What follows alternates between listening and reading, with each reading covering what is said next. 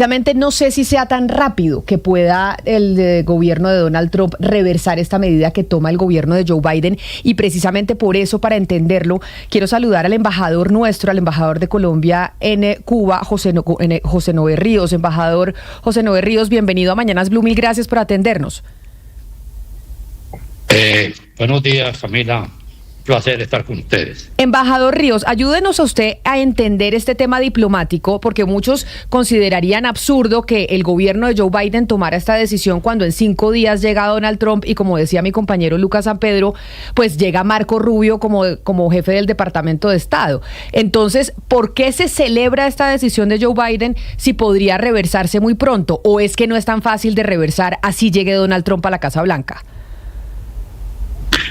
Pues lo que dice el trámite, lo que dicen los procedimientos, es que esta es una revisión que hace el gobierno de los Estados Unidos cada 6 meses.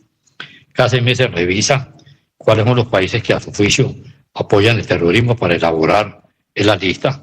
Esa revisión se hizo este fin de semana y ayer concluyó que no había elementos fácticos que determinaran que Cuba es un país que apoya el terrorismo. Con fundamento en esa evidencia, se tomó la decisión de sacarlo de la lista, que es lo que hoy día estamos celebrando. Algunas personas, en teoría elemental, la próxima revisión debiera ser por lo menos dentro de 6 meses. Algunas personas argumentan que, siendo que es una decisión del Ejecutivo y no una decisión del Legislativo, el presidente Trump podría llegar a derogar esa medida que tomó el presidente Biden. Pero yo creo que no. Yo creo que no lo hará por una razón muy sencilla, y es que no hay elementos fácticos reales que determinen que Cuba es un país que apoya el terrorismo. Con ese argumento, Cuba no puede estar en una lista de esa naturaleza, y esa es la esperanza que todos tenemos. Embajador, y la liberación de estos presos, ¿quién va a ser, no sé, la organización o las personas que van pues a verificar que sean las personas que están en la lista, que efectivamente saldrán de la cárcel? ¿Cómo será este proceso? No tengo conocimiento todavía. Tengo el conocimiento de que van a ser beneficiados 553 personas, que esas personas tendrán el beneficio de la excarcelación, y que será un proceso gradual, no un proceso de manera inmediata, por personas que han cometido diversas clases de delitos, pero el modus operandi de la operación, ni el nombre de los beneficiados, ni el periodo y el cronograma con el cual serán puestos en libertad, todavía no lo conocemos aquí en las misiones. Y por lo general, embajador, sé que para usted es muy difícil saber los 553 nombres y todos los detalles, pero ¿qué tipos de delitos son la mayoría de estas personas? ¿Usted lo sabe? Pues no, lo tenemos que atener a lo que dice el comunicado.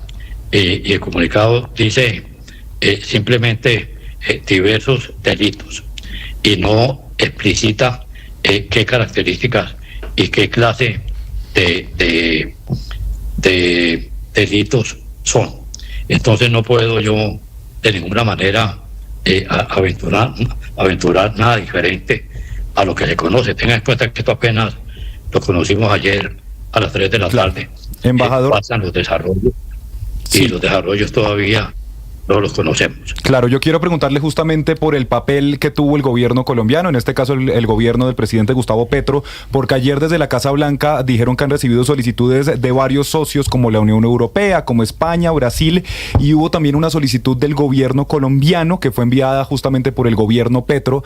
Esta solicitud, ¿cuándo se envió? Porque pues también hay que tener en cuenta que Cuba fue incluida en esta lista de nuevo en 2021, porque en ese entonces el gobierno de Iván Duque dijo que no se estaba cumpliendo con una solicitud de extradición de cabecillas del ELN.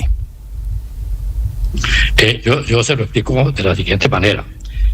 Cuando el presidente Petro me designó a mí para ser embajador en Cuba, entre las instrucciones que me dio 2 instrucciones muy precisas. La primera, restablecer las relaciones políticas que estaban muy deterioradas con el gobierno de Duque. Y la segunda es procurar hacer una estrategia para incidir en que Cuba fuera retirada de la lista de países que apoyan el terrorismo, porque para nosotros era una especie de carga moral, dadas las razones por las cuales fue incluida. Nosotros aquí, desde Cuba, hemos adelantado un trabajo diplomático muy fuerte. Nosotros hemos constituido, hablamos con mucha frecuencia, los embajadores de los países progresistas, el embajador de México, la embajadora de Chile, el embajador de Brasil, el embajador de Argentina antes de llegar Milei, el embajador de España durante un periodo. Nosotros nos reunimos con alguna frecuencia, tratamos el tema y hacemos reuniones periódicas con todos los que pueden incidir en esta materia. Para darle un ejemplo, con el embajador de Estados Unidos, que aquí no es embajador de negocios, embajador sino encargado de negocios, porque no tiene la categoría diplomática de embajador, nos reunimos durante 10 o 11 veces. Nos reunimos con los académicos que pasan por acá de los Estados Unidos a analizar el tema, nos reunimos con empresarios cubanoamericanos, nos reunimos con miembros del Parlamento demócrata de los Estados Unidos, y a todos ellos les dimos los argumentos por los cuales nosotros considerábamos que no era justo que Cuba estuviera en esa lista. Les explicábamos las dificultades que hay aquí, Camila. Aquí hay carencias nutricionales, hay carencias en lo educativo, hay carencias en las medicinas, hay carencias en repuestos, hay carencias en fertilizantes de todo tipo.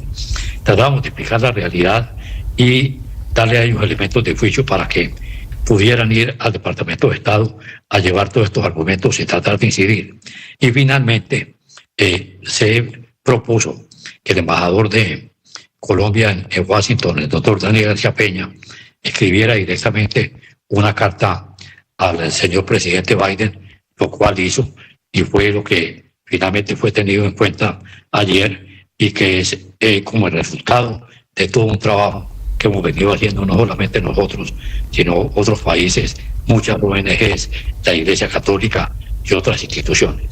Pero déjeme preguntarle una cosa, embajador Ríos, porque ustedes argumentaron, o uno de los argumentos para pues hacer lobby frente al gobierno norteamericano para que sacara a Cuba de la lista de países patrocinadores del terrorismo, era contar cómo Cuba había sido garante y además anfitrión de varios procesos de paz de Colombia, incluso procesos de paz exitosos. Entre ellos se habló de cómo Cuba había recibido a integrantes y líderes del ELN con miras a una negociación con el Estado colombiano. Eso significa que pueden retomarse conversaciones y negociaciones y reuniones que se den entre el ELN y la delegación del Estado colombiano en Cuba, porque por ahora todo ha sido en Venezuela y la cosa en Venezuela no pinta muy bien en términos de relaciones internacionales, de relaciones bilaterales, a pesar de que nosotros pues no es que hayamos condenado ampliamente el robo de las elecciones en ese país. ¿Eso significa que esas negociaciones pueden, o las mesas pueden trasladarse nuevamente a Cuba? Te hago una aclaración, Camila. En estos ciclos de la administración Petro, ya se han hecho reuniones en Cuba. Ajá. Aquí se han hecho dos ciclos y están dadas las condiciones para que haya otros si las partes así lo acuerdan. Pero entonces quiere decir que es muy probable que, dada la situación de Venezuela, después de lo que pasó con la autoproclamación de Nicolás Maduro como presidente de ese país, que las negociaciones y los ciclos vuelvan a Cuba y salgan de Venezuela, porque es cierto lo que usted dice, ya estuvieron en Cuba, pero después se fueron a Venezuela teniendo a ese país como garante. Con la situación política, ¿podríamos tener negociaciones, o sea, que se adelantara el proceso y que regresara nuevamente a Cuba? Eso es perfectamente dable. Lo que sí le digo también con certeza es que hasta el momento no hay tomada una decisión, pero eso es perfectamente dable. Embajador Ríos, le voy a preguntar desde el pesimismo. Usted nos decía hace unos minutos que es muy poco probable, o que usted ve muy poco probable, que el presidente electo Donald Trump, después de su posesión, derogue pues esta decisión de Joe Biden, que es una decisión administrativa, y que la derogue pues porque no se tomó por vía legislativa. Si eso ocurriera, si llegara a derogar esa decisión, ¿eso cómo afectaría a Colombia y sus intentos de paz? Pues sí, lo más grave es cómo afectaría a Cuba. Sería supremamente decepcionante que llegara a una circunstancia de esa naturaleza. A Colombia lo afectaría como lo está afectando ahora.